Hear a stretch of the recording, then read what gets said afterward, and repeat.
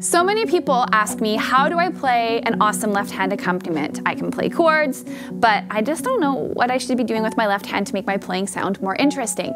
And I thought about this for quite a while, and I realized that the answer is that the left hand actually doesn't need to be complex or complicated to sound amazing as an accompaniment. So bear with me for a second. The left hand is like the bass player and the rhythm section, and the right hand is like the singer and the guitars. And so if we have everybody being super busy all at once, both hands, we can get a really intense experience at the piano, which isn't always what you want.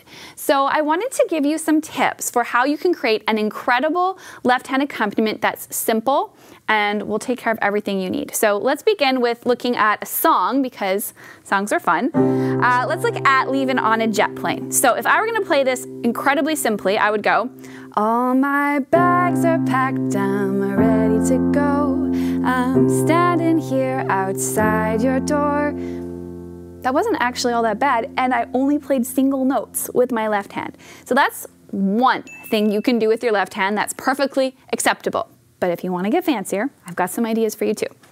The next thing, this is the second most, I think, common left hand trick I use when I'm playing, is fifths. So fifths are like the gift that keep on giving, because you can create the outer shell of your chord and you can play it solid. You can play it broken like this. You can play one note at a time and kind of rock between them. This is what I mean. All my bags are packed, I'm ready to go. I'm standing here outside your door.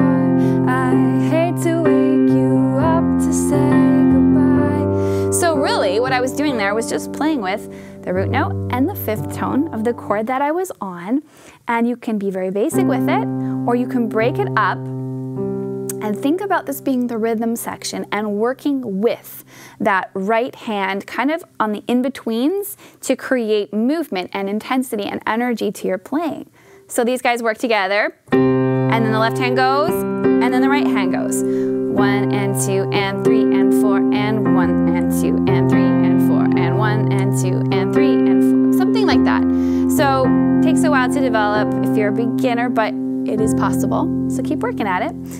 The final thing that you can do with your left hand has to do with octaves, the fifths, and kind of an arpeggio idea. So again, this is not super complicated. You want to keep it fairly simple so that it doesn't get too busy. But try octaves.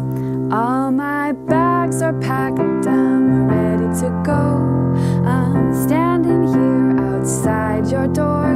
Try adding that fifth tone in between your octave, like a sandwich.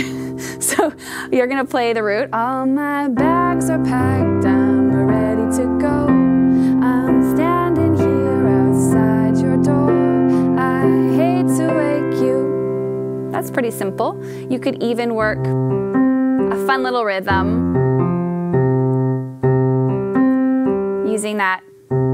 This feels to me like an arpeggio sort of motion. It's not a real arpeggio, but it's the root, the fifth, the root again.